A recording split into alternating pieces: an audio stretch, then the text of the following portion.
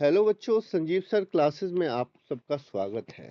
आज मैं आप सबको इस वीडियो में क्लास 12th का पॉलिटिकल साइंस का एक चैप्टर समझाऊंगा जिसका नाम है एंड ऑफ बाइपोलैरिटी। बाइपोलैरिटी का मतलब होता है दो super power in the world scenario. World scenario में दो सुपर पावर। पर इससे पहले मैं आप सबसे रिक्वेस्ट करता हूं कि प्लीज़ चैनल को सब्सक्राइब कर दें ताकि मुझे आने वाले समय में और भी ज़्यादा मोटिवेशन मिलता रहे और नेक्स्ट चैप्टर का भी वीडियो मैं आप सबको बना करके इस चैनल पे डालूं ताकि आप सब अच्छे से चैप्टर समझ पाएं। तो इस चैप्टर का नाम है एंड ऑफ बाइपोलैरिटी। बाइपोलैरिटी का मतलब होता है कि दो सुपर पावर का वर्ल्ड सिनेरियो में होना। तो सबसे पहला जो क्वेश्चन है इस चैप्टर का है वो है what was Berlin wall. Berlin wall क्या क्या था? तो बर्लिन वॉल, ये 2 नंबर का क्वेश्चन आता है। बर्लिन वॉल एक वॉल था जो कैपिटलिस्ट और कम्युनिस्ट वर्ल्ड दोनों को डिवाइड करने के लिए 1961 में बनाया गया था। ये 150 किलोमीटर लंबा वॉल था और 28 सालों तक रहा था। बाद में इसे तोड़ दिया गया 1989। 1989 में तोड़ दिया गया एंड टूटने का मतलब था unification of two parts of Germany. ऐसा हुआ था कि जब सेकेंड वर्ल्ड वार जो 1939 से 1945 के बीच में जो चला था, तो उस सेकेंड वर्ल्ड वार के समय में जो हिटलर जो था जर्मनी का डिक्टेटर, वो हार गया था।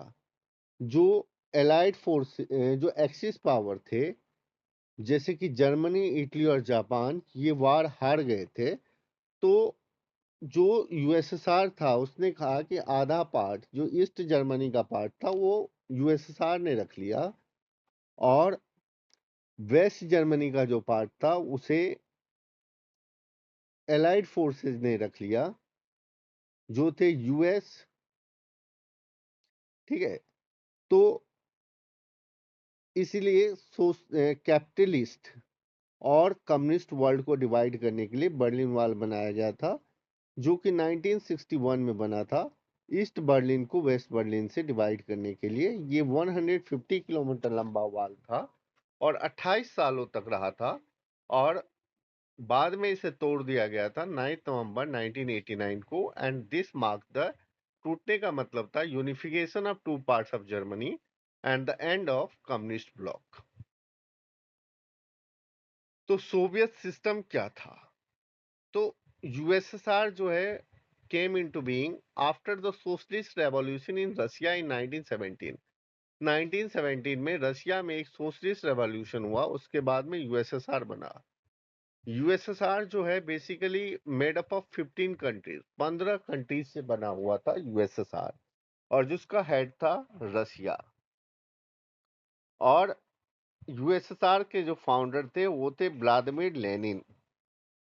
तो इसका जो आइडिया था वो ये था, सोशलिज्म था और दूसरा आइडियोलॉजी था इसका कम्युनिज्म। सोशलिज्म का मतलब कि एवरीथिंग, मतलब society will be equal and everything will be under the control of government.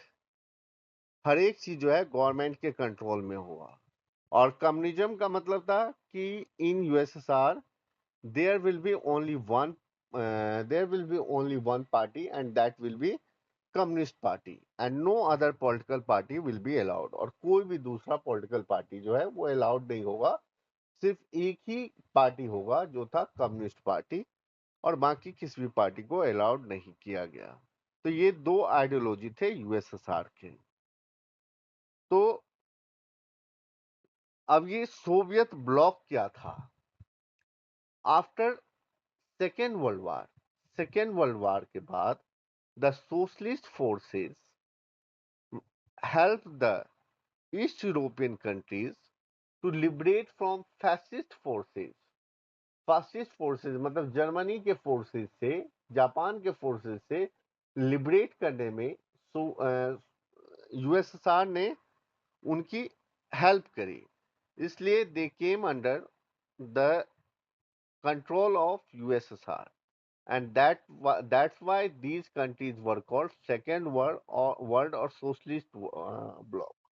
इसलिए इन कंट्री को सेकेंड वर्ल्ड या फिर सोशलिस्ट जो है ब्लॉक कहा गया। फर्स्ट वर्ल्ड क्या था? यूएसए और यूएसए के सपोर्टर। और थर्ड वर्ल्ड कौन थे? जिन्होंने नेम की पॉलिसी को फॉलो किया था, उन्हें थर्ड वर्ल्ड कहा गया था। तो right the 4 feature of Soviet system. Soviet system के 4 फीचर। तो सबसे पहला फीचर, इसकी आइडियोलॉजी सोशलिज्म थी। Everything was under the control of government, the society was equal and there was only one party, communist party, no other political party was allowed. अगला, Soviet system के अंदर Soviet system के अंदर जो है वो हर चीज जो है गवर्नमेंट ही कंट्रोल करता था। इसके पास में काफी ज्यादा ऑयल था, आयरन था, स्टील था। और इनका जो गवर्नमेंट था was giving subsidies on health, education and child care. There was no unemployment, कोई अनएम्प्लॉयमेंट नहीं था। Soviet economy was more developed than rest of the world. और इसका जो कंज्यूमर इंडस्ट्री था वाज प्रोड्यूसिंग, कंज्यूमर इंडस्ट्री जो है वो प्रोड्यूस कर रहा था हर चीज, पिन से लेकर के कार तक। तो consumer industry was producing everything from pins to car. तो ये हो गए आपके 4 फीचर ऑफ सोवियत यूनियन। ठीक है, अब आ जाइए आप, मिखाइल गोर्बाचेव कौन था? तो मिखाइल गोर्बाचेव जो है यूएसएसआर का जनरल सेक्रेटरी बने थे 1985 में। और मिखाइल गोर्बाचेव का बहुत ही इंपॉर्टेंट रोल था in the disintegration of Soviet union. Soviet union के डिसइंटीग्रेशन में मिखाइल गोर्बाचेव का बहुत ही बड़ा रोल था। क्योंकि देखिए, मिखाइल गोर्बाचेव जब जनरल सेक्रेटरी बना तो उसने क्या किया? रिफॉर्म करने की कोशिश की सोवियत यूनियन को। सोवियत यूनियन को रिफॉर्म करने की कोशिश की। तो जब सोवियत यूनियन को उसने रिफॉर्म करने की कोशिश की तो उसने 2 स्टेप्स लिए। पहला, he made normal relations with the West. उसने नॉर्मल रिलेशंस क्रिएट किया किसके साथ में? वेस्ट के साथ में। ठीक है, वेस्ट के साथ में नॉर्मल रिलेशंस क्रिएट किया and he democratise the Soviet system. तो जब उसने डेमोक्रेटाइज किया सोवियत सिस्टम को तो उससे उसके जो पार्टी मेंबर्स थे वही उसके अगेंस्ट में चले गए। और वही उसके अगेंस्ट में चले गए। और क्योंकि उन्होंने सोचा कि जब ये डेमोक्रेसी ला देंगे तो कम्युनिस्ट पार्टी जो अनअथॉरिटेरियन तरीके से रूल कर रहा है उनकी पावर खत्म हो जाएगी। इसलिए उनके खुद के पीपल ने प्रोटेस्ट स्टार्ट किया। और उसने वेस्ट के साथ में नॉर्मल रिलेशंस क्रिएट कर लिया। तो उसने इतनी जल्दी ये सारे रिफॉर्म किए कि लोगों को समझ में नहीं आ रहा था कि ये इसका फायदा होगा या फिर इसका नुकसान होगा।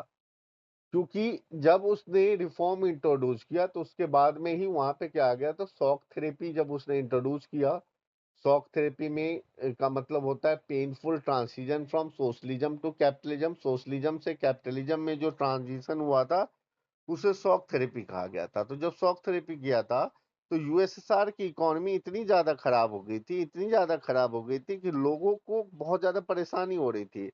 तो लोगों को गोर्बाचेव की बातों में विश्वास नहीं रहा क्योंकि उसने इतनी फास्टली तरीके से रिफॉर्म इंट्रोड्यूस किया कि लोगों की कंडीशन और ज्यादा खराब हो गई। तो इसीलिए कहा जाता है कि गोर्बाचेव जो है वो रिस्पॉन्सिबल था for the disintegration of Soviet union. Gorbachev जो है रिस्पॉन्सिबल था डिसइंटीग्रेशन ऑफ सोवियत यूनियन के लिए।